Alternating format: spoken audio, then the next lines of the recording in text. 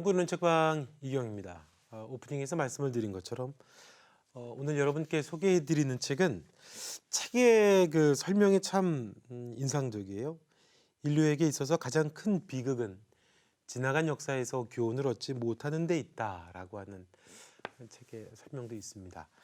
이슬람에 관해서 애청자 여러분은 얼마나 알고 계십니까? 그냥 호기심 어린 정도로 혹시 아시는지요? 오늘 우리나라에서 대표적인 글쎄 이슬람 그러면 이제 이분을 이야기를 안 할 수가 없을 정도로 참 많은 선교 활동도 하셨고 또 한국 교회에 이슬람을 또 직시할 수 있도록 많은 세미나와 강연도 하시는 분이시죠. 오늘 유혜석 대표님 모시고요. 기독교는 이슬람을 어떻게 볼 것인가? 제가 들고 있는 책입니다. 이 책 오늘 여러분께 소개해드리겠습니다. 유혜석 목사님 나오셨는데 목사님 안녕하세요. 예, 살라무 알리쿰. 네, 인사하신 거죠? 예, 살라무 알리쿰. 그렇습니다. 예, 어떤 말인가요? 하나님의 평안이 당신과 함께하기를 네. 뭐 이런 뜻입니다. 좋네요. 자, 우리 목사님께서는 이슬람에 관한 책도 여러 권 쓰셨고 사역도 또 이슬람권에서 선교사로도 사역을 많이 하셨거든요. 예, 좀 어떻게 예. 사역하시는지 좀 말씀해 주세요. 제가 1990년 그러니까 28년 전이네요. 영국에서 공부하다가 8월 달에 이집트 빈민가에 들어가서 거기에서 선교 사역을 시작했습니다. 네. 이슬람이 뭔지 모르고 들어갔죠. 그래서 참 많은 충격을 받았어요. 그리고 열심히 평생 여기에서 살아야 되겠다 이런 생각을 하고 사역을 하다가 1996년, 7년 요 어간에 문제가 생겼어요. 이제 제가 정보부에 납치를 당하고 또 어려움을 겪고 또 아내가 또 병이 들고 이런 와중에 장모님이 또 돌아가시게 돼가지고 잠시 한국으로 나오게 됐습니다. 그게 계기가 돼가지고 선교 현장에 있는 것보다 또 후배들을 가리키고 또 훈련을 시켜서 이슬람권으로 보내는 사역으로 방향이 전환됐어요. 네. 그리고 이제 영국으로 가서 제가 10수년 동안 또 그 사역을 하다가 4년 전에 이제 한국에 들어왔습니다. 네, 그러시군요. 그래서 우리 사실 이제 목사님하고는 할 얘기가 많죠. 영국 이야기도 할 게 많고. 예. 목사님은 이제 말씀을 드렸던 것처럼 특히 이슬람에 관한 책을 많이 쓰셨습니다. 예. 만화 이슬람, 또 우리 곁에 다가온 이슬람, 또 기독교와 이슬람 무엇이다는가 등 이슬람 관련 저서가 많은데 이번에 기독교는 이슬람을 어떻게 볼 것인가 책을 내셨습니다. 이 책은 이제 어떻게 기획하셨고 앞에 있던 책들하고는 좀 어떻게 다른 건지. 제가 이제 4년 전에 한국에 들어와서 이렇게 보니까 이슬람이라는 종교는 하나인데 그걸 바라보는 다양한 시각들이 있었어요. 한국 안에 또 뭐 전 세계가 마찬가지지만 일반적으로 첫째가 이슬람 포비아, 이슬람 혐오증이죠. 그러니까 이슬람이라는 종교가 한국 역사 속에 과거 고려 때에 또 신라 시대 때의 흔적은 남아있지만 지금처럼 깊이 들어온 때가 없거든요. 그러다 보니까 이 새로운 종교에 대한 부담감 또 무지 때문에 배척하는, 그래서 이슬람은 사탄이 만든 종교고 이슬람을 믿는 사람들은 마치 마귀 자식이다라고 보는 시각이죠. 이슬람 혐오증 이런 시각이 하나 있고요. 또 하나가 이제 내부자 운동이라 그래서 선교사님들 가운데 동남아시아에서 사역하면서 그들이 믿는 것과 같이 우리가 접근을 해야 된다 그래서 나도 모슬렘이다라고 말하면서 전도를 하는 그런 분들이 계세요. 이걸 내부자 운동이라 그럽니다. 보니까 이 두 개로 양분되어 있더라고요. 그러니까 내부자 운동을 하는 분들은 이슬람 포비아 하는 분들을 향하여 정말 그렇게 하면 안 된다, 위선적이다. 또 이슬람 포비아 하는 분들은 내부자 하는 분들을 향하여 그렇게 하면 혼합주의로 나간다, 그건 복음이 아니다. 이런 두 개가 있는 상태 내에서 그 다음에 또 하나가 뭐가 들어오게 되냐면 이제 다원주의 종교관이 들어오는 거죠. 다원주의 종교관은 한마디로 말하면 우리가 정상에서 다 만난다는 거죠. 이슬람의 알라나 기독교의 하나님이나 똑같은 신이다. 이러면서 21세기에 이런 논쟁은 더 이상 필요가 없다. 우리는 정상에서 다 만난다. 방향은 다르지만 이런 또 논의가 한국에서 또 설득력을 갖게 돼요. 왜냐하면 지식인들은 정말 그러길 원하거든요. 두 종교가 1400년 동안 싸웠는데 오늘날도 그래야 되느냐 하는 시각으로 해서 이 세 가지 시각이 서로가 전혀 다른 태도와 또 목적을 가지고 이렇게 등지어 있는 것을 봤어요. 그래서 고민이 됐죠. 그렇다면 우리는 개혁주의자, 다시 말해서 종교개혁의 후예인 우리들은 어떤 시각을 가져야 되느냐 하는 고민을 하게 된 거예요. 그러다가 이제 종교개혁자들이 이슬람을 어떻게 보았는가 하는 것을 알게 되면 우리가 어떤 태도를 가져야 하는가에 대한 힌트를 얻을 수가 있지 않습니까? 그래서 연구를 시작한 거죠. 네. 그래서 마르틴 루터, 존 칼빈, 블링거 이런 분들이 이슬람을 어떻게 보았는가 연구를 해보니까 여기에 개혁주의적 시각이 나오는 거예요. 그래서 그걸 정리하게 된 겁니다. 그래서 쓴 책이 기독교는 이슬람을 어떻게 봐야 되는가 하는 것을 종교개혁자들을 모델로 해서 이제 써내려가기 시작한 게 이 책입니다. 그러니까 종교개혁자들이 바라본 이슬람이라는 부제를 그래서 다 하시는 거고. 그렇습니다. 예, 예. 그러니까 그 대표님 말씀을 하시니까 그런 말은 어디서 한 번 정도 본 것 같아요. 알라가 무슨 뜻인 줄 아세요? 그냥 하나님이라는 얘기예요. 예, 그건 맞아요. 예, 그러면서 기독교하고 이슬람을 그렇게 자꾸 구분지어서 할 필요 없이 어차피 한 종교라고 하는 예, 것도 예, 맞습니다. 우리가 많이 접하게 되거든요. 예, 이거 이슬람 쪽에서 하는 말이죠. 그렇죠. 꾸란에도 그렇게 나와요. 네. 예. 자, 그러면 이제 특히 작년에 그 종교개혁 500주년이었습니다. 예, 예, 그러다 예. 보니까 여러 행사들이 많았었고요. 당시 유럽 사회에 진격해온 이슬람에 대한 뭐 조명은 거의 없었던 것 같은데 예, 예. 500년 전 유럽에 밀려왔던 이슬람 세력과 또 종교 개혁과의 상관관계가 그러면 존재하는 건지 그러면요. 어떤 점인지 좀 말씀해 주세요. 지금까지 우리 한국 교회는 레오 10세의 타락으로 인한 반감으로써 종교 개혁이 이루어져 왔다라고만 생각을 했는데 그건 반만하는 거예요. 내적으로는 그런 요인이 있지만 외적으로는 이미 오스만 터키의 메멧 2세가 1453년에 이스탄불, 지금의 콘스탄티노플을 점령함으로써 동로마가 완전히 망합니다. 비잔틴 기독교 제국이 1453년으로 끝납니다. 그런데 이 오스만 터키가 거기에서 만족하지 못하고 유럽 정복을 오기 시작합니다. 그래서 동유럽을 전부 다 점령을 하게 됩니다.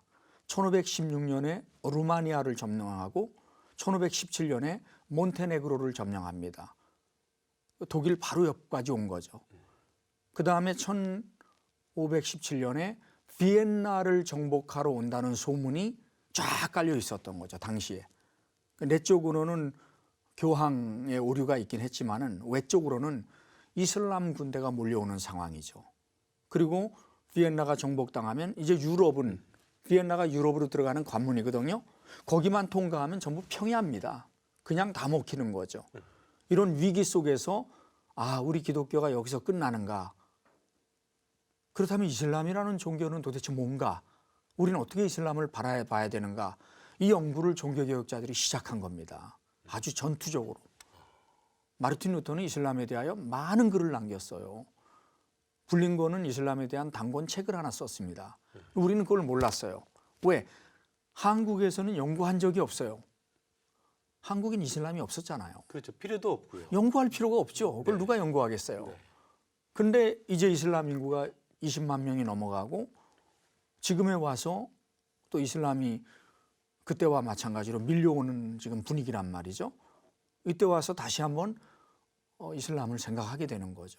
그래서 종교개혁자들이 이슬람을 얼마나 많이 연구하고 이슬람에 대하여 어떤 태도를 가져야 되겠는가 하는 것까지 다 연구를 한 거예요. 근데 작년에 종교개혁 500주년 역사적인 행사들을 하면서 이슬람의 영향은 단 한 번도 논의된 적이 없어요. 그래서 제가 위기의식을 느낀 거죠. 아니 종교개혁자들이 종교개혁이 이슬람의 침략으로 인하여 그 위기 속에서 일어난 게 종교개혁임에도 불구하고 종교개혁자들이 이슬람을 어떻게 생각했는지에 대한 연구가 하나도 없다는 게 이게 말이 되느냐 하는 거죠. 네. 그래가지고 이제 연구를 시작한 거죠. 맞습니다. 이 종교개혁자들은 이슬람의 위협으로부터 그러면 우리는 어떻게 할 것인가 하는 대안으로 일어난 게 종교개혁입니다. 그러니까 이슬람을 얘기할 때, 종교개혁을 얘기할 때 이슬람을 빼놓으면은 이거는 반쪽짜리 얘기밖에 안 되는 거죠. 당시의 상황이. 그래서 역사는 반복된다라는 이야기도 그렇죠. 그런 맥락에서 예, 에드워드 카가 한 말인데 과거를 알지 못하면 이것보다 더 큰 불행이 없다. 과거를 통해서 배워야 된다. 네. 그래서 역사가 중요한 거죠. 네. 그럼 우리는 과연 이슬람 인구가 늘어나고 있는 이때에 이슬람을 어떻게 생각할 것이냐 하는 것을 이슬람 포비아나 내부자 운동이나 다원주의 시각에서만 얘기할 게 아니라 종교개혁의 후예들인 우리 기독교인들은 종교개혁자들이 가졌던 그 태도, 그것을 다시 한번 점검해 보면서 모델로 삼을 수 있다면 거기에 해답이 있지 않는가라고 보는 거죠. 그러면 대표님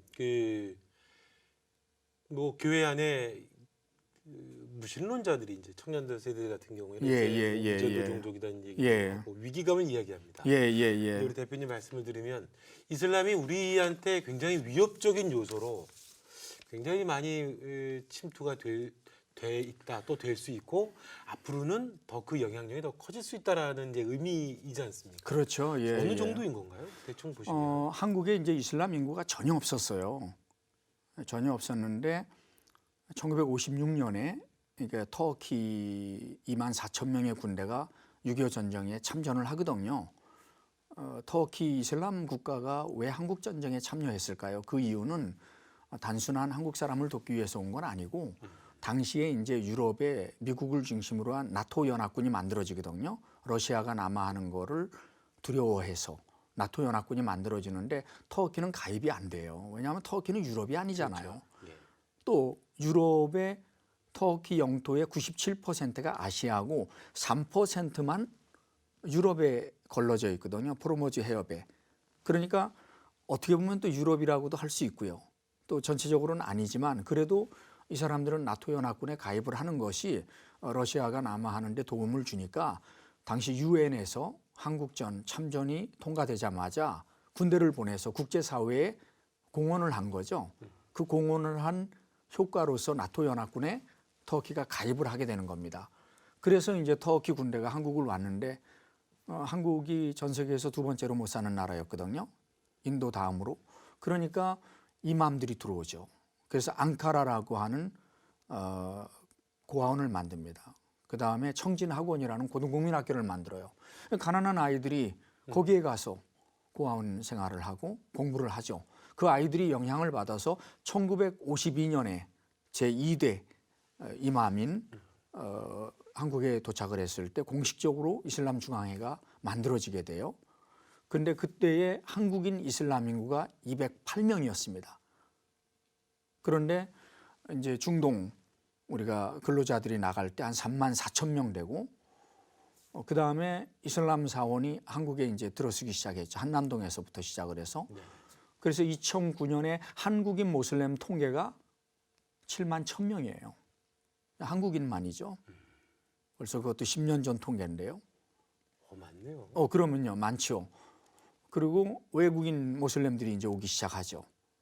예를 들어서 전 세계 모슬렘의 3분의 2가 아시아에 살고 있거든요. 동남아시아. 그러면요, 아시아에 살고 있습니다. 우리가 몰라서 그러지 중동에 살고 있는 게 아니에요. 중동은 전체 인구 합쳐봐야 2억 3천만 명이에요. 그런데 이슬람 국가로서 제일 큰 나라가 인도네시아죠. 네, 2억 4천만입니다. 파키스탄 1억 9천만 명입니다. 방글라데시 1억 6천만 명입니다. 인도가 또 이슬람이 1억 6천만이에요. 거기다가 키르기스탄, 우즈베키스탄. 제가 지금 말씀드린 나라들이 한국으로 들어오는 인력 송출국에 포함이 돼 있어서 들어오는 거죠. 우리가 익숙한 외국인 노동자에 포함되는 나라들이요. 그러면요. 예, 그분들이 다 이슬람권에서 오거든요. 또 임금이 가장 싸니까. 우리 서울은 아직까지 잘 몰라요. 안산이라든가 창원이라든가 포항에 가면 그 무슬림들이 많아지는 거죠. 그러니까 우리 자체 안에서도 이슬람으로 개종하는 사람들이 늘어나고 있고 놀라운 사실이 유럽과 미국의 연구에 의하면 이슬람으로 개종하는 사람들의 80%가 교회 다니던 크리스천들이에요. 기독교인들이요? 그러면요. 왜죠? 왜 기독교인들이 더 쉽게 이슬람으로 개종이 되는 거예요? 이슬람이라는 종교를 우리는 그동안 타종교로만 알았거든요. 네. 저도 신학교 다닐 때 이슬람이라는 종교를 조로아스터교하고 비교 종교학 시간에 30분 배웠어요. 그게 전부인가요? 그게 전부입니다. 네. 왜? 딴 종교니까. 우리가 상관도 없고 아무 상관도 없고 이렇게 위협도 안 중동의 그냥 종교고 예. 조로아스터교 이란의 불의 종교고 이러니까 배울 필요가 없었죠. 그런데 지금도 마찬가지예요. 신학교가 이슬람을 안 가르쳐요. 그런데 문제가 뭐냐면 이슬람은 종교개혁자들은 기독교 이단으로 봤어요. 꼬란의 약 60%가 구약 내용이에요. 꼬란의 약 8%가 신약 내용이에요. 꼬란 전체의 3분의 2가 신약 성경에서 어원이 나와요. 그런데 꼬란을 읽으면요, 에덴 동산에서부터 예수님 재림까지 나옵니다. 너무 비슷한 거야. 그런데 철저하게 예수님이 하나님 아들이라는 걸 부정해요. 꼬란에. 선지자로만. 알라에게 아들이 있다고 말하는 그에게 저주가 있을지라. 이런 구절이 꼬란에 17번 나와요. 비슷한데 선지자만이 아니에요. 꼬란에 예수님은 메시아라고 나와요. 성령도 나와요. 메시아라는 말이 11번 나와요. 성령이 4번 나와요. 비슷합니다. 그런데 하나님의 아들이 아닌 거지. 그러니까 요한일서 4장 2절에 보면 예수 그리스도께서 육체를 입고 이 땅에 오신 것을 부정하는 자마다 적그리스도니. 그래서 존 칼빈이 이 구절을 주의하면서 모하메드는 배교자요 이슬람은 이단이다. 모든 종교개혁자들은 이슬람을 이단으로 봤어요. 타종교라고 하면 우리가 좀 달라지죠. 달라지죠. 존중해야 되죠. 이 다문화 사회에서 다른 종교를 함부로 폄하하면 안 되죠. 존중해 줘야 되고 서로가 공존해야 되고. 근데 이슬람은 타종교가 아니라는 데 문제가 있는 거죠. 기독교 이단으로 본 거예요. 그거는 종교개혁자들 이전에 비잔틴 신학자인 다마스커스 요한네스라는 사람이 벌써 8세기 때 연구를 한 거예요. 그래서 영지주의의 영향을 받은 기독교 이단이다 라고 했고, 종교개혁자들도 연구해 보니까 다마스커스 요한네스가 한 말이 맞는 거죠. 그래가지고 이분들이 줄기차게 왜 이단인지를 정확하게 설명을 해요. 그러니까 이단으로 본다면 이제 달라지죠. 출발 생각하는 게 달라져요. 경계해야 되고요. 왜 이단이 나왔는지, 우리가 뭘 잘못했는지 반성하고 고민을 해야 되죠. 이슬람은 기독교 이단이라는 게 종교 개혁자들의 결론이에요. 책에 보면 이제 루터, 칼빈, 볼링거 등 종교 개혁자들이 바라본 이슬람에 대해 정리를 해주셨습니다. 세 인물의 견해를 종합적으로 볼 때 우리 대표님 말씀해주신 것처럼 종교 개혁자들을 이단으로 바라봤다.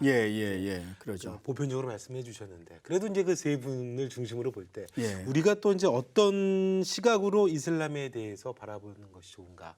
조금 더 얘기를 나눠주시면 어떤가요?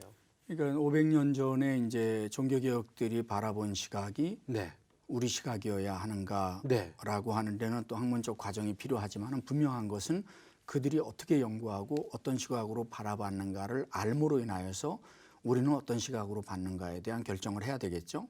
근데 종교개혁자들이 이슬람을 바라본 5가지 시각을 보면 첫째는 이단이다. 그 다음에 모하메드는 거짓 선지자다. 그 다음에 꼬란은 당시에 많은 기독교 이단들의 사료들을 가지고 만들어진 거다. 그리고 이제 중요한 게 하나 있어요. 이 3가지가 있고 또 하나가 진짜 우리가 교훈이 될 게 뭐가 있느냐. 하나님께서 왜 서구 이슬람에게, 서구 유럽에게, 서구 기독교 문화죠, 이슬람을 허락하셨는가 하는 거죠. 우리가 타락했기 때문이라고 보는 거예요. 그래서 마르틴 루터 같은 경우에는 이슬람과 대하여 싸우지 말자는 것이 아니라 그 전에 우리 자신을 하나님 앞에 개혁해야 된다. 이거. 이슬람의 문제를 우리의 문제로 본 거예요. 그래서 종교개혁의 배경이 되는 거예요. 예를 들어서 북왕국 이스라엘과 남왕국 유다가 아시리아와 바벨론에게 망했어요. 하나님이 안 계셔서 망한 건가요? 아니죠. 북왕국과 남왕국이 타락했잖아요. 우상 숭배하고. 하나님이 징계하신 거죠. 다른 강대국을 통해서. 그래서 그들이 하나님 앞에 울부짖잖아요. 그래서 하나님이 회복시켜 주시잖아요. 이 시각이라는 거예요. 왜 하나님께서 이슬람을 허락하셨는가 하는 거죠. 하나님이 살아계시고 모든 것이 하나님의 주권 아래에 있는데 왜 하나님께서 이슬람을 우리 기독교 서구의 이렇게 강대하게 위협을 주는가 하는 거죠. 그때 종교개혁자들의 해답은 우리가 타락했기 때문이다라는 거죠. 그럼 종교개혁자들이 어떻게 해야 되죠? 그들하고 싸워야 되나요? 아니죠. 먼저 회개해야 되죠. 그렇죠. 우리가 말씀으로 돌아가자. 첫사랑을 회복하자. 본질대로 살자. 이게 종교개혁이었던 거예요. 그러니까 그걸 오늘날에 우리가 교훈으로 삼는다고 하면 지나간 150여 년 동안 한국교회가 할 일이 얼마나 많습니까? 많았고 선교사들의 순교와 희생과 헌신이 있었잖아요. 네. 많을 때는 400명의 선교사가 한국에서 사역했어요. 그리고 한국교회가 그런 순교의 피후에 헌신과 희생의 피후에서 성장해 왔는데 왜 하나님께서 이슬람을 지금 위협적인 존재로 우리에게 주시는가 하는 걸 생각해 봤을 때 어쩌면 우리의 타락이 하나님으로 하여금 이슬람을 허용하게 하신 것이 아니냐라는 교훈을 얻을 수가 있는 거죠. 어쨌든 종교개혁자들은 그렇게 봤습니다.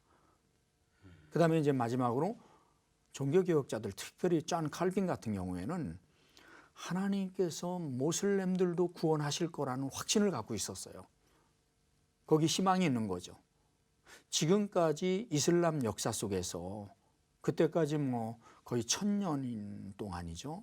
1000년 동안 서구교회가 이슬람권에 선교사를 보낸 적이 없어요. 상상할 수 없는 일이죠. 상상할 수, 왜 적이었거든. 근데 그들이 적이냐? 아니다.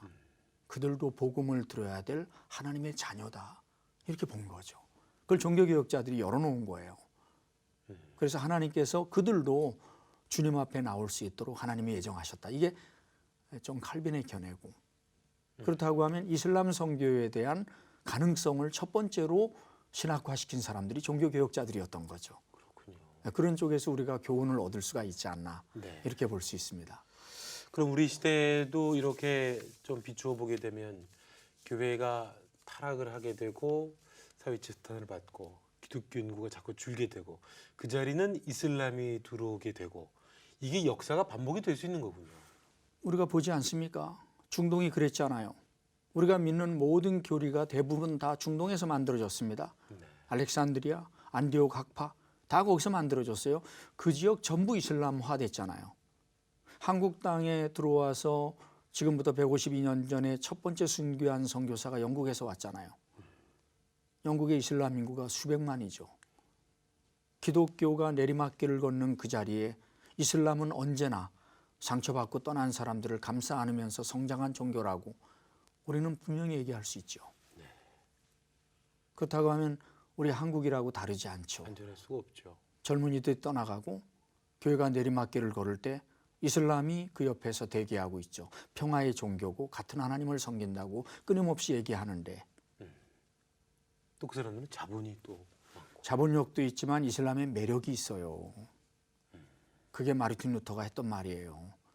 이슬람의 매력을 5가지로 마르틴 루터가 정리했어요. 여기에 속지 말라고. 근데 그게 첫 번째가 뭔지 아세요? 성직자들의 검소함이에요. 모슬렘들의 경건함이에요.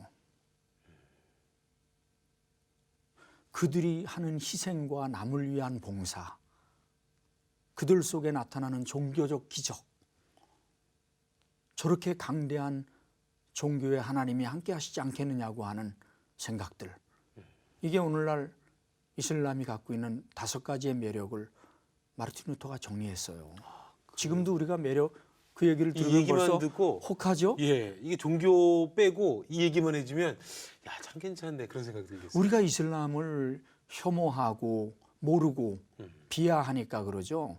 이슬람 자체 내에 거룩함이 있어요. 종교적 경건함이 있어요. 그들의 삶이 행위 중심이기 때문에 그들이 정말 나눠주는 삶을 살아요. 이 이슬람의 매력이에요. 과연 오늘과 같은 상황에서 이슬람이 젊은이들한테 매력으로 다가온다는 걸 알아야 돼요. 그러면 참 그건 정말 무서운 얘기네요. 그럼요. 작년 말에 한목협에서 조사한 거에 의하면 가나안 성도, 네. 그죠? 가나안, 안나가 예수는 믿는데 교회 안 나가는 사람들 지금까지 한 100만 명이나 될까 우리는 이렇게 감잡았는데 작년 말 통계에 의하면 약 230만 명. 그럼 왜 그들이 교회 안 나가느냐? 통계 내용을 보면 같은 기독교인에게 상처를 받아서, 두 번째가 목회자에 대한 실망감, 세 번째가 헌금에 대한 부담감. 이슬람은 헌금이 없어요. 없죠. 예. 자카트라고 있지만 그 헌금이 아니라 구제금이에요. 우리 같은 헌금 제도가 없어요. 딱 하나가 있어요. 사다카라고. 그건 나중에 얘기하고요. 그러나 분명한 건 이런 헌금 제도가 없어요. 부담이 없잖아요. 또 이슬람은 성직자가 없어요. 이맘은 이맘을 이제 두 가지로 설명해야 되는데, 하나는 시아파의 이맘은 모하메드의 직계 후계자들을 이맘이라 그래요. 이 사람들은 성직자가 많아요. 맞아요. 그러나 그 사람들께 지금은 없어요. 또 일반적인 이맘이라고 하는 건 이슬람 사원에서 봉사하는 사람들이죠. 그 사람들은 봉사해요. 물론 월급도 받죠. 월급도 뭐 한국에 있는 이맘들이 뭐 평균 한 120, 30만 원을 받는다는 통계를 내가 봤는데, 약간의 돈을 받지만 많은 돈이 아니에요. 그러네요. 봉사하는 정도죠. 또 봉사예요, 전적으로. 왜냐하면 캐톨릭처럼 사제 개념이 없어요, 이슬람은. 중보자가 없어요. 직접 대면하니까 알라를. 그러니까 성직자 개념이 없는 거예요. 그 다음에 코이노니아 개념이 없어요, 이슬람은. 그래서 우리처럼 그렇게 자주 모이고 이러는 거 없어요. 아무 데서나 하루에 5번씩 메카의 카바 신전을 바라보고 절하면 되는 거예요. 부담이 없어요. 그런데 똑같은 하나님이라고 가르쳐요. 매력이 있는 거죠. 특히 청년들한테는. 그럼요. 종교적인 네. 거룩함도 있고, 네. 또 매력도 있고, 또 그렇군요. 정직하게 말씀드려서 믿음으로 구원 얻는다 하는 것 때문에 얼마나 많은 것들이 합리화됐습니까? 그 놀라운 은혜를, 그죠? 그 놀라운 가치를 우리가 많이 함몰시켰잖아요. 믿음으로 구원을 얻기 때문에 함부로 살아도 되느냐, 이런 질문을 놨잖아요. 네. 근데 이슬람은 그 개념이 없거든요. 행위. 그러니까 행위에 있어서 꼬란과 하디스가 가이드 해주는 대로 잘 따라가는 거죠. 그게 뭐냐면 손님 대접 잘하고 이런 것들이에요. 네. 그러니까 거기에 매력을 느끼죠. 그렇군요. 갈수록 빈부격차는 더 커지는데요. 그러죠. 예. 이제 오히려 이 나눔의 실천이 이슬람에 있어요. 그렇군요. 자, 오늘 꿈책방에서는요, 기독교는 이슬람을 어떻게 볼 것인가의 저자 유해석 목사님 모시고요, 이야기 나누고 있습니다. 목사님은 이제 과거에도 이집트 빈민가에서 이슬람 선교사로도 오래 사역을 하셨습니다. 그랬습니다. 책에서 예. 보면 이제 잠시 그 얘기를 하셨는데, 선교를 포기하고 싶었던 순간이 찾아왔다, 이런 얘기를 해주셨어요. 그 생각에서는 말씀을 하신 것처럼 이제 뭐 콥트교도라고 하나요? 예. 아주 어렵게 사시는 분들 얘기는 듣지만 이슬람 선교라고 하는 건 사실 평신도들이 생각할 때 참 엄두가 안 나는 얘기지만 사실 좀 감이 좀 없거든요. 어떠셨던 거예요? 그러니까 이제 가장 처음에 부닥쳤던 문제는 이슬람의 알라와 기독교의 하나님은 똑같은 신인가에서부터 시작이 되는 거죠. 우리가 전도를 해보면 이 사람들이 더 잘 알아요, 기독교를. 근데 이 사람들이 알고 있는 기독교는 우리가 아는 기독교가 아니에요. 완전히 왜곡된 기독교를 알고 있어요. 그걸 확신하고 있어요. 예를 들어서 삼위일체를 하나님과 마리아와 예수님으로 알고 있는 거죠. 그리고 성경이 변질됐다는 거예요. 구약은 유대인들에 의해서 변질됐고 신약은 기독교인에 의하여 변질됐기 때문에 하나님께서 마지막으로 모하메드를 통하여 주신 종교가 이슬람이고 계시가 꼬란이다라는 거죠. 근데 그 사람들도 신학적인 체계를 1400년 동안 기독교 옆에서 잘 갖춰놨어요. 거기서 혼란이 오는 거죠.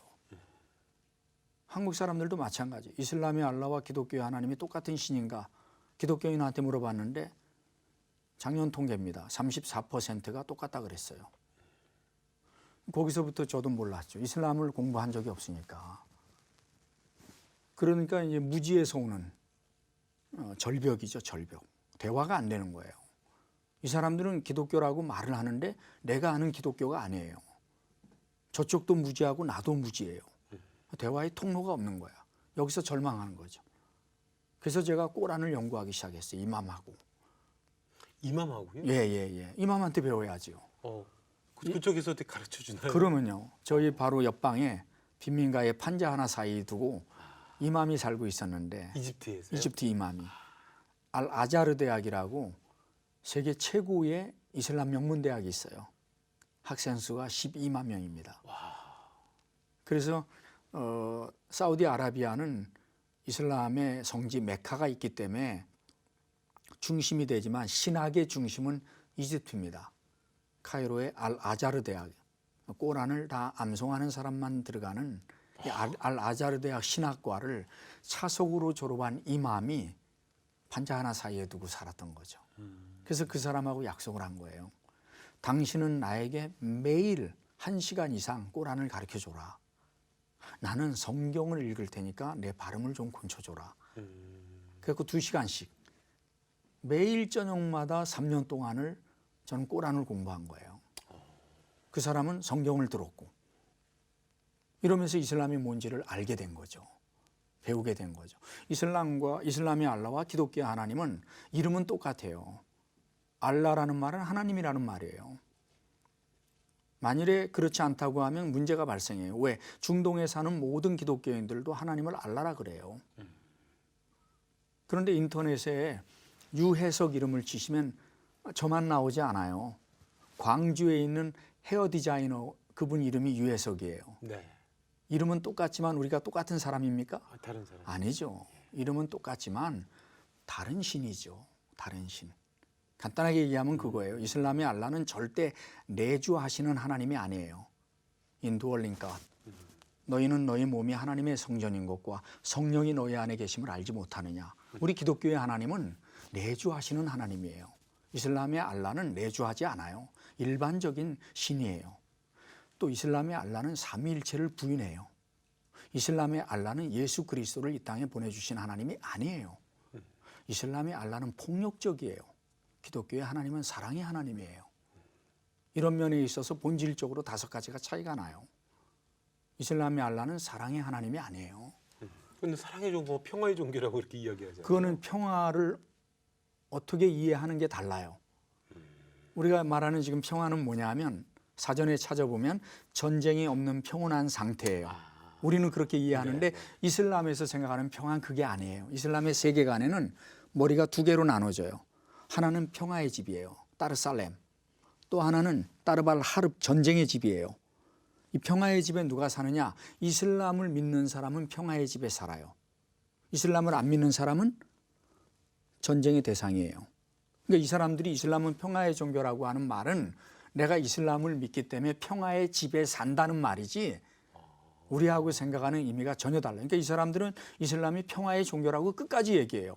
그 사람들 입장에서 맞는 얘기예요. 맞는 얘기죠. 예. 테러가 터지고 이건 우리가 생각하는 평화하고는 다른 거죠. 네. 이 사람들은 이슬람을 믿으면 평화의 집에 살기 때문에 이슬람은 평화의 종교죠. 종교다. 우리가 생각하는 평화는 전쟁이 없는 평온한 상태인데 이 사람들이 생각하는 평화는 그 평화가 아니에요. 그러니까 대화 자체가 안 되는 거죠. 그리고 우리가 그렇게 오해하면 안 돼요. 이슬람은 우리가 생각하는 평화의 종교가 아니에요. 왜냐하면 이슬람이 평화의 종교라고 하면 이슬람 들어간 데 치고 안 싸우는 데가 어디 있어요. 그렇죠. 가장 강력한 이슬람 국가들이 전부 내전에 휩싸여가지고 박터지게 싸우잖아요. 시아파, 수니파. 대리전을 예멘에서 치르잖아요. 이게 어떻게 평화의 종교입니까? 평화에 대한 시각 자체가 다른 겁니다. 네. 거기에서 이제 제가 부닥친 거죠. 아, 기독교와 이슬람 타종교가 아니라 너무나 비슷하구나. 여기에서 이제 비슷한 걸 찾아가면서 복음을 전하기 시작했어요. 처음에는 이제 이슬람에 대한 무지, 또 이 사람들은 기독교에 대한 무지, 이거를 제대로 좀 맞춰보자 해서 처음에는 잘 시도가 됐어요. 그랬는데 나중에는 절망이 오더라고요. 그렇게 해서 예수를 믿게 된 사람들이 2년 안에 다시 또 이슬람으로 개종해요. 아, 그래요? 네. 그 이유가 있어요. 이슬람이 다 똑같다고 보면 큰일이에요. 모슬렘은 다 이래. 이거는 대단히 무지한 말이에요. 이슬람이 성장하는 이유가 뭐냐면 다양성, 그 다음에 컨텍츄얼라이제이션, 상황화. 이 2가지 때문에 이슬람이 성장하거든요. 그러니까 중동의 이슬람과 중앙아시아의 이슬람은 달라요. 기존에 있었던 샤머니즘에 이슬람이라는 종교의 껍데기를 씌웠기 때문에 그래요. 달라요. 캐나다 모슬렘하고 중동의 모슬렘은 달라요. 그리고 모슬렘들도 마찬가지예요. 전체 모슬렘들이 테러하지 않아요. 모슬렘의 약 70%가 일반적인 모슬렘인데 이 사람들은 꼬랑에 뭐라고 써 있는지도 몰라요. 아버지가 모슬렘이니까 자기도 모슬렘이에요. 무신론자 모슬렘도 많고요. 서구화된 모슬렘도 많고요. 이 모슬렘들은 그냥 이름뿐인 모슬렘이에요. 근데 15%가 종교적인 모슬렘이고 나머지 15%가 원리주의 모슬렘이에요. 이 사람들이 이제 테러하는 거죠. 이 사람들이. 그러니까 나머지들은 그런 사람들은 아니에요. 네, 거기에서 이제 헷갈리는 거죠. 모슬렘들이 다 달라요. 근데 일반적으로 선교사를 통해서 개종한 사람들이 종교적인 모슬렘들이 개종할까요? 그러시지도 않겠죠. 아니죠. 그 사람들이 개종할 리가 없죠. 원리주의 모슬렘들이 개종할까요? 더구나 아니겠죠. 어렵죠. 결국 누가 개종하냐면 일반적인 모슬렘들이 교제를 하면서 친구로 지내다가 감동을 받고 그래서 개종을 해요. 근데 막상 개종한 다음에 내가 지금 뭔 짓을 했지? 그래서 꼬란을 찾아보기 시작하는 거죠. 꼬란에 배교자 처형법이 있어. 개종하는 배교한 자를 이렇게 죽여라 이런 게 나와요. 쇼크 받는 거죠. 내가 지금 배교했다는 걸 알죠. 물어보기 시작해. 이맘들 찾아다니면서. 그러다가 내가 잘못했구나. 그리고 이슬람으로 돌아가는 거예요. 이런 걸 보면서 많은 절망과 회의를 느꼈죠. 네, 그런 어려운 점들이 있었습니다. 그렇군요. 그 책에 보니까 기독교에서 이슬람으로 개종한 청소년 하나가 그 목사님 페이스북으로 메시지 보내서 목사님 직접 만나서 또 이야기 나누고 그런 대목이 있더라고요. 그 얘기 좀 해주세요. 저는 사실 그 한 번 선교사는 영원한 선교사이기 때문에 한국에 들어와서 사역한다는 걸 평생 한 번도 생각을 못했어요. 할 일이 많은데 왜 한국에 오겠어요. 그런데 모교에서 이슬람에 대해서 꼭 가르쳐달라는 요청을 받고 제가 한국에 오기 시작을 했는데 지금은 이제 총신대학교와 또 칼빈 신학대학원에서 강의를 하고 있습니다만은 한국에 와서 이렇게 보니까 이슬람에 대해서 심각하더라고요. 가장 심각한 건 무지죠, 무지. 그렇죠. 알면은 심각하지 않아요. 알면은 편합니다. 모르니까 모르는 데서 오는 그 두려움 이런 것들이 있잖아요. 그래서 한국에 와서 제가 먼저 시작을 한 게 조술 활동을 시작을 했어요. 왜? 모르니까 말한다고 될 게 아니라 이론과 근거를 가지고 정확하게 얘기해야 되겠다. 그래서 글을 쓰기 시작했는데 이게 이제 한국 기독교인들한테 먹힌 거죠. 그래서 몇만 권의 책이 나가게 된 거죠. 그리고 한 방송사에서 이슬람에 대한 특강을 시리즈로 하게 된 거죠. 근데 그거를 듣고 한국인 모슬렘들이 저게 이슬람이구나. 내가 잘못 알고 있었다. 그래서 기독교로 개종하는 거예요. 그래서 어느 날 내 페이스북에 17살짜리 김모군이 페이스북에 올렸어요. 정말 고맙습니다. 나는 지금까지 교회 다니다가 이슬람으로 개종을 했습니다. 삼위일체를 이해하지 못했는데 이슬람에서 말하는 하나님이 일위일체예요. 그게 이제 매력이 있거든요. 삼위일체 이해하기 어렵잖아요. 그렇죠. 그런데 일위일체거든요. 이슬람의 알라가 깨끗하고 우리처럼 복잡하지 않으니까 그것 때문에 이슬람으로 개종한 거야. 그래서 열심히 모스크를 다니던 아이가 꼬란에 이런 말이 나와요. 꼬란의 진리가 의심이 나면 기독교인한테 물어보라. 이런 말이 나와요. 꼬란에요? 네, 꼬란에. 모하메드가 메카에서 받은 계시인데 내 계시가 의심이 나면 기독교인한테 확인하라 이렇게 말을 해요. 얘가 그걸 본 거야. 그래가지고 또 이 구절을 갖고 이맘을 괴롭히니까 이맘이 그 답변 못 하거든요. 꼬란에서 이슬람에서 답변 못하는 구절이 몇 구절이 있어요. 꼬란에는 알라가 잘못 인도하는 하나님이라고 나와요. 잘못 인도하는 하나님이야. 이슬람에서도 해석이 안 돼. 또 꼬란의 계시가 의심이 나면 기독교인한테 물어보라. 이거 해석할 수 있나요? 이런 내용이 많아요. 근데 이 아이가 그걸 본 거야. 그 꼬란 구절을. 그 이맘도 해석을 못 해주니까 고민하다가 인터넷으로 또 찾기 시작했는데 제 이름이 유해석이잖아요. 해석해달라고. 그래서 유튜브를 이제 이슬람에 대한 특강이 있으니까 얘가 듣다 보니까 내가 강의하다 그 얘기를 해요. 이슬람에서 해석하지 못하는 몇 가지 일들이 있다. 그러면서 얘기를 하는 거야. 이 아이가 거기 꽂힌 거지. 그래서 이슬람 강의 한 20강좌를 다 듣고 나서 얘가 예수님을 자신의 구주로 영접한 거예요. 그래요? 네, 그 자리에서. 그리고 저한테 고마워가지고 성기사님 정말 감사해요. 이제야 진리를 찾았습니다. 그래서 내가 너무 감사하잖아요. 내가 한국에서 할 일이 있잖아요. 네. 저는 모슬렘들을 보면 가슴이 뛰는데 근데 이 학생이 그래서 내가 그 학생을 만나러 평택을 갔어요. 평택? 네, 평택에 사는 거예요. 그랬더니 내가 그랬죠. 혹시 이슬람에서 공부한 책들이 있냐 그랬더니 10몇 권을 갖고 나온 거야. 나 이거 더 이상 필요 없다고 저를 준 거예요. 17권을. 이슬람에서도 조직적으로 제자 훈련을 시켜요. 지금 인터넷으로도 시키고. 그러니까 이 아이가 이제 그걸 하다가 그 책을 나한테 다 갖고 간 거죠. 참 감사해요. 네. 이 아이는 이제 앞으로 모슬렘들에게 복음을 전하는 선교사가 되겠다고 그래요. 열심히 공부하고 있죠. 제2의 유해성 목사님 되겠다고. 결국 그것도 이제 모르기 때문에 그렇게 된 무지죠. 거예요. 무지. 네, 무지예요. 근데 실제로는 우리 한국 분들은 참 많이 모르는데요. 몰라요. 그리고 이슬람으로 네. 개종해요. 그렇죠. 반감 때문에, 상처 때문에. 맞아요. 또 이슬람으로 개종했다는 사람들 인터넷에 찾아보세요. 다 자기 교회 나갔다 그래요. 전부 그렇게 얘기합니다. 거의 다. 참 안타깝기도 하고 참 걱정도 좀 되고요. 목사님 책에 보면 이제 많은 무슬림들이 기독교로 개종하는 새로운 현상들이 일어나고 있다. 그러면 이제 뭐 인터넷에서 보게 되면은 영상 같은 거 보면은 이슬람에 있는 분들은 그냥 꿈에 예수님을 만나는 경우도 맞습니다. 많다. 예, 이런 예. 얘기들도 저희가 많이 보거든요. 예, 그 그럼요. 이야기도 좀 해주세요. 많이 개종한다는 얘기가 또 예, 들리더라고요. 그러면요.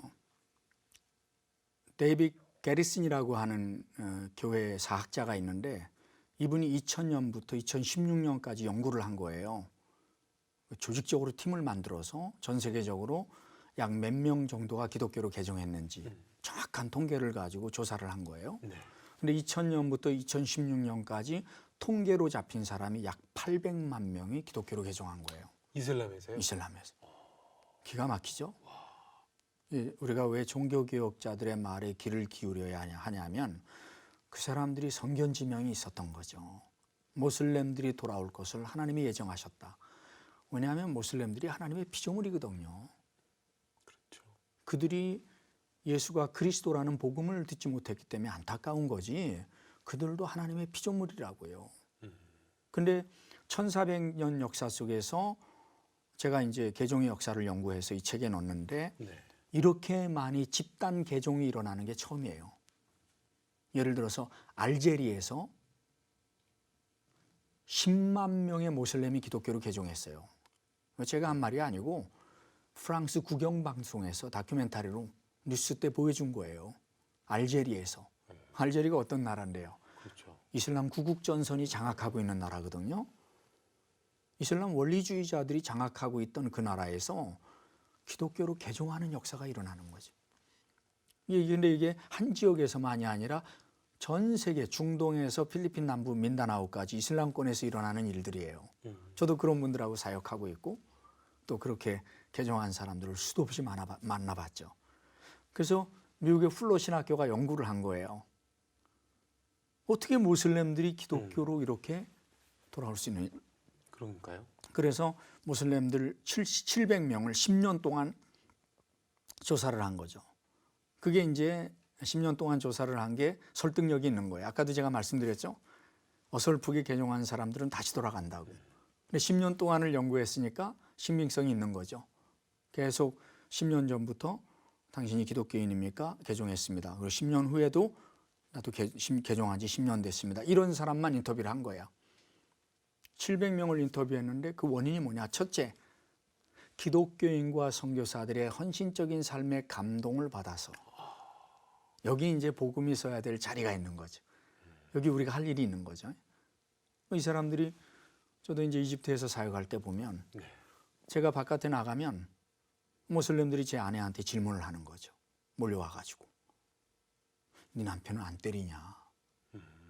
네 남편은 애들을 왜 안 학대하지 때리냐? 않냐? 학대하지 않냐? 이슬람에서는 사실 그런 것들이 이제 많이 이슬람에서는 그 원죄를 부정하거든요. 인간은 하얀 백지처럼 태어난다고 생각을 해요. 어떤 그림을 그려주는 자에 따라서 그 사람이 되니까 되게 이제 부모들이 자녀들에게 꼬란을 암송시킬 때도 좀 험하게 하고 이러는 과정이 있죠. 또 이제 꼬란에 보면 또 꼬란 4장 34절에 보면은 여자를 때리라는 말이 나와요. 이런 경우에는. 그래서 이슬람엔 누슈주법이 있어요. 4가지의 경우에는 여자를 때릴 수 있어요. 모하메드가 여자가 매를 맞을 때 주변에서 말리지 말라 그랬거든. 그러니까 이제 이슬람에서 생각하는 여자는 우리가 생각하는 여자가 아니거든요. 예, 여자가 천국 간다는 말이 꼬란에 없어요. 그러니까 이제 이 사람들이 집사람한테 몰려와 가지고 물어보는 거죠. 그러니까 우리가 그리스도의 빛 가운데 걸어가는 것만으로도 얼마든지 그들에게 모범이 되는 거죠. 복음이 되고. 복음이 되고. 또 뭐 무슨 말을 꼭 해서가 아니라 그렇죠. 보면 알죠. 보면 살아가는 거 알죠. 보면. 저 사람의 여기 이제 가장 많이 모슬렘이 기독교로 개종하는 원인. 두 번째가 아까 부장님이 말씀하셨던 꿈속에서 예수님을 만난다던가 파워 엔카운터라 그러죠. 성교학에서는 능력 대결, 악령이 역사하는 곳에 성령의 역사가 일어날 때 초과학적인 역사들이 일어나는 거죠. 이런 것들이 많아요. 그런 간증은 뭐 제가 이라크에 가서 극적으로 들은 경우도 많고 그렇군요. 많습니다. 그다음에 세 번째가 이제 네. 중요한데 이슬람에 대한 회의. 이게 정말 우리가 믿는 종교냐? 사람의 목을 자르고 어린아이를 인신매매하고 이게 정말 우리가 믿는 종교냐? 꾸란 찾아보면 그런 말이 있어요. 목 자르라고 나와요. 스트라이크 쳐내라고 나와요. 우리 한국 꾸란에는 뭐 목들을 쳐내라 이래, 목들을 때려라 이렇게 나오지만 그거 아니에요. 목을 쳐내라는 거예요. 손가락들을 때려라 이러지만 그거 아니고 손가락을 자르라는 거예요. 예, 분리시키라는 거예요. 꾸란에 그런 말이 있어요. 그걸 카레 구절이라 그래요. 그 109구절 나와요. 그런 게. 그러니까 지식인들이 회의를 품죠. 그리고 난민들이 제가 영국에서 보니까 한 교회에 200명의 모슬렘들이 기독교로 개종해서 그 교회를 나와요. 네, 이런 일들이 지금 도처에 일어나는 거죠. 독일에서, 네. 영국에서 교회로 몰려오는 현상들이 나타나는 거죠. 그러니까 지금 우리 시대는 어쩌면 이슬람에 대하여 가장 문을 활짝 열고 복음을 전할 수 있는 찬스를 맞이하지 않았나. 네. 1400년 역사 속에서 이런 적이 없었어요. 네. 지금 교회 역사학자의 말을 듣고 저도 연구를 해봤는데 정말 그래요. 곳곳에서 많은 모슬렘들이 주님 앞에 돌아와요. 그렇군요. 그러니까 우리는 그 뭐 짧은 지식으로 이슬람 그러면 견고한 바위 같고 들어가게 되면은 죽을 것 같고 하지만 그들도 똑같이 살아가는 모습을 보면서 마음에 감동이 일게 되고 그러면요. 관심을 갖게 되고 그러면요. 똑같은 거군요. 예. 이슬람 쪽에 지금 변화가 엄청나요. 우리 벌써 듣잖아요. 사우디아라비아가 네. 지금 남녀가 같이 극장을 보고 그렇죠. 축구 경기를 관람하고 운전하고 이거는 완전히 21세기의 새로운 운동이에요. 중동에 꼬셔리 혁명이 일어나가지고 이 사람들이 데모를 하고 혁명이 일어나고 과거에는 상상도 못했다고. 이슬람 정권인데 그렇죠. 있을 수가 없었죠. 네. 근데 지금은 젊은이들이 트위터로 네. 페이스북으로 진실을 아는 거죠. 그리고 인터넷 위성방송으로 복음을 듣고 수천 명이 문의를 오는 거죠. 네. 또 다른 장르의 방송사역 아주 위대하게 지금 네. 펼쳐져 나가고 있죠. 이것도 저희가 SNS로 만들어지니까 많은 분들이 또 많이 보고 그러면요. 많이 또 변화가 되면 참 좋겠네요. 그러면요. 똑같습니다. 네. 예, 북한에 지하 교인들이 있는 것처럼 모슬렘들 속에서도 이런 궁금함들이 이제는 막 노출이 되면서 네. 많은 모슬렘들이 방황하고 갈등하죠. 할랄 이야기, 할랄 음식 이야기를 좀 안 할 수가 없습니다. 예. 한 몇 년 전에는 참 뜨거운 이슈가 돼서 얘기가 됐는데 할랄 음식, 그러니까 언제부턴가 보게 되면 우리가 먹는 음식에는 이제 할랄 음식 표시되어 있는 것들도 종종 보게 되고 예. 이 얘기를 좀 하셨습니다. 정부가 할랄 산업에 대해 취하는 정책에 대해서 좀 재고가 필요하다는 얘기를 묵직하게 하고 계시거든요. 문제가 되는 부분이 어떤 것인지 그 이야기 좀 해주세요. 일단 우리 기독교인들이 할랄에 대해서 알아야 되는 게 할랄이라는 말은 아랍어로 허용되다라는 말이에요. 그 반대어가 하람 허용되지 않는 건데 허용된 음식이죠, 모슬렘들에게. 그런데 한국에 모슬렘 인구가 많다고 해도 관광객 포함해 가지고 이제 20만이 좀 넘는데 네. 할랄 음식을 수출한다는 게 이미 다국적 기업군에서 다 하고 있거든요. 이걸 우리가 한국에 모슬렘들이 많다면 소비할 수 있는 사람들이 많으니까 해도 돼요. 영국에서도 하거든요. 한국의 모슬렘들이 그 정도 많지는 않다고요. 인구에 비하면 겨우 몇 %인데 수출한다고 하지만 지금 한국 사람들한테 다 팔아먹고 있잖아요. 그렇죠. 이미 다국적 기업군이 80%를 다 갖고 있기 때문에 그 시장은 굉장히 좁아요. 경제성이 떨어진다는 얘기죠. 거기에다가 국민의 세금을 쏟아붓는다는 게 어리석은 짓이죠. 이미 산업적으로 경제적으로 어리석은 짓이고, 또 하나는 이제 그 할랄 음식이라는 게 이제 우리 기독교인의 입장에서 보면 이제 존 칼빈이 정확하게 얘기했어요. 이슬람의 알라는 기독교 입장에서는 우상 숭배다, 이렇게. 할랄 음식을 어떻게 봐야 되냐면 우상에게 제사 드리고 난 음식이에요. 그럼 이걸 어떻게 하느냐 하는 건 또 우리가 감사하게, 그죠? 고린도서에 8, 9장, 10장 잘 나와 있잖아요. 성경에 뭐라고 하는지를 따르면 돼요. 그건 뭐 기독교인이 먹든 안 먹든 그 자유입니다. 그러나 내가 먹음으로 인하여 상대방이 상처를 받게 되면 사도 바울은 일생 동안 고기를 먹지 않겠다 그랬거든요. 우상 제물을. 지금 이제 한국 교회가 너무 무지한 게, 언젠가 어떤 분이, 제가 왜 그 내용을 이 책에 썼냐면 언젠가 어떤 주일학교 교사가 카톡을 보냈어요. 오늘 여름 성경학교 끝나고 교회에서 학생들한테 간식을 나눠줍니다. 간식을 나눠주려고 제가 무심결에 가격표를 보다 보니까 모든 간식이 전부 할랄 마크가 있습니다. 헌금으로 이슬람 음식 할랄 마크가 찍힌 걸 사가지고 주일학교 학생들한테 나눠줄 수 있습니까? 하는 질문이었어요. 그 사진이 막 10대 개가 왔는데 전부 할랄 인증을 받은 거예요. 이 정도로 우리가 무식하다고요. 우상에게 바쳐진 그 음식을 우리 주일학교 아이들한테 헌금으로 사갖고 나눠준다고. 적어도 이런 짓은 하지 말아야 되거든요. 근데 이런 의식 자체가 없는 거예요. 그건 위험한 거죠. 또 할랄이라고 하는 게 도축할 수 있는 사람은 모슬렘이어야만 돼요. 비스밀라 라만 라임 함두릴라, 모슬렘이어야만 하거든요. 영국 같은 경우에 한 지역에 할랄 단지가 세워졌을 때 파키스탄 모슬렘 2,000명이 들어왔어요.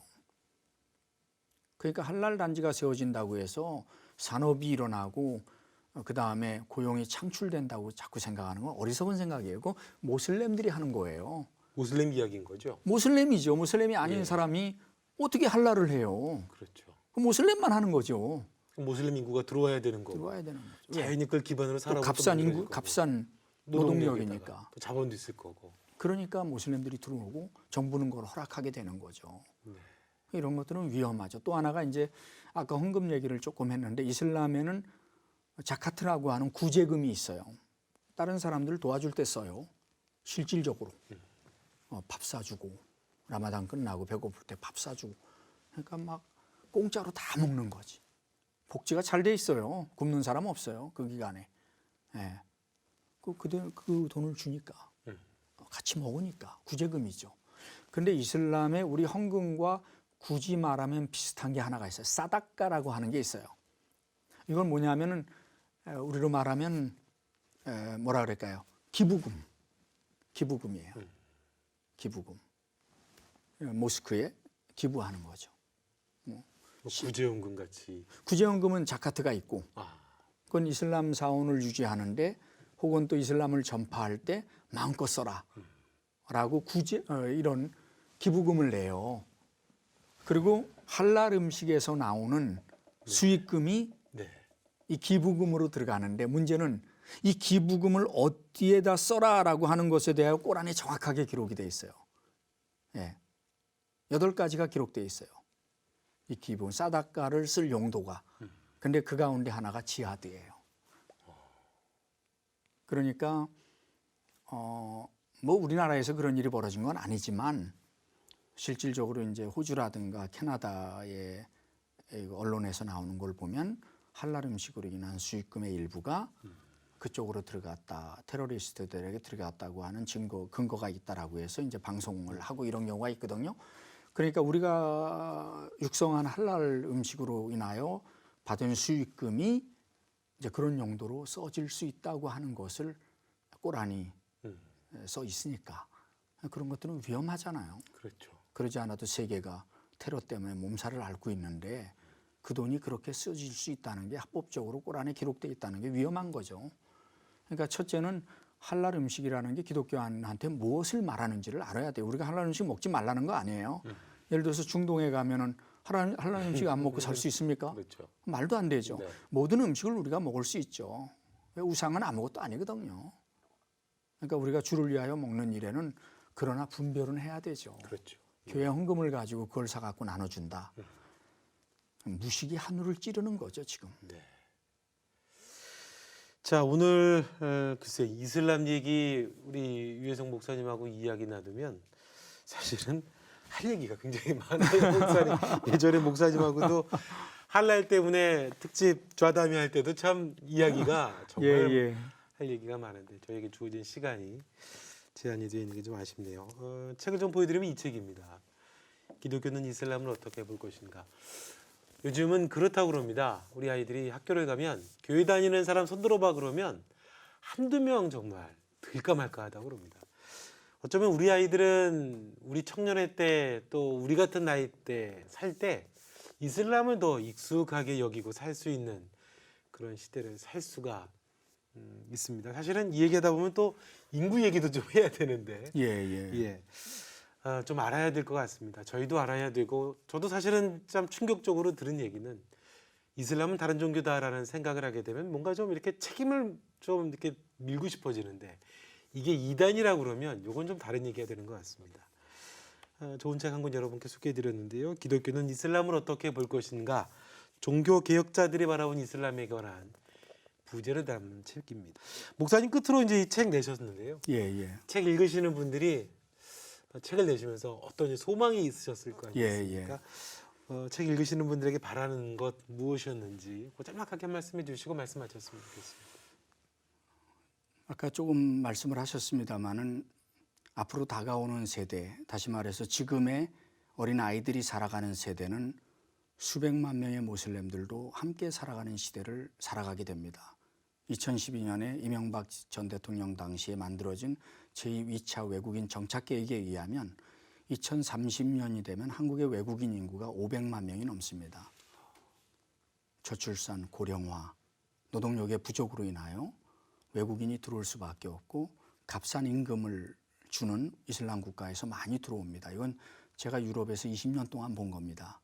10몇 년 동안 본 것. 많이 들어오게 됩니다. 그 시대에 우리 기독교가 살아남을 수 있겠는가? 지금의 우리 자녀들이 살아갈 세대는 지금과 전혀 다른 세대입니다. 그런 세대가 지금 오고 있습니다. 따라서 지금 준비해야 됩니다. 준비한 만큼만 쓰임받기 때문입니다. 따라서 우리 자녀들에게 또 우리 교회가 건강하게 다음 세대를 준비해야 되기 때문에 이슬람은 빼놓으면 안 됩니다. 따라서 이 책을 통해서 많은 사람들이 이슬람의 본질, 그 다음에 그러면 우리는 어떻게 할 것인가. 왜냐하면 아까도 말씀드렸지만 이건 이슬람의 문제이기 전에 우리의 문제입니다. 이슬람을 불러온 건 우리였습니다. 마르틴 루터의 시각이었습니다. 그래서 또 다른 종교개혁이 일어나야 희망이 있다. 그리고 실제로 종교개혁이 일어났을 때 이슬람은 더 이상 문제가 되지 않았습니다. 우리의 문제라는 것이죠. 그거를 볼 수 있기를 바라고 우리 교회가 우리 각자 개인이 이슬람을 생각할 때 그것이 나와 직결된다고 하는 것들을 생각하면서 이 책을 읽었으면 좋겠고 또 다음 세대에 대한 고민, 특별히 이슬람에 대한 지식, 무식하게 당해서는 안 됩니다. 준비된 모습으로 이슬람을 맞이해야 됩니다. 우리가 무지하다면 그들은 우리에게 위협이 되지만 우리가 지식을 가지고 그들을 대한다면 그들은 우리의 밥이 될 것입니다. 네. 자, 꿈꾸는 책방 오늘 유혜석 대표와 함께 책 이야기 함께 나눴습니다. 오늘 좋은 말씀 고맙습니다. 예, 감사합니다.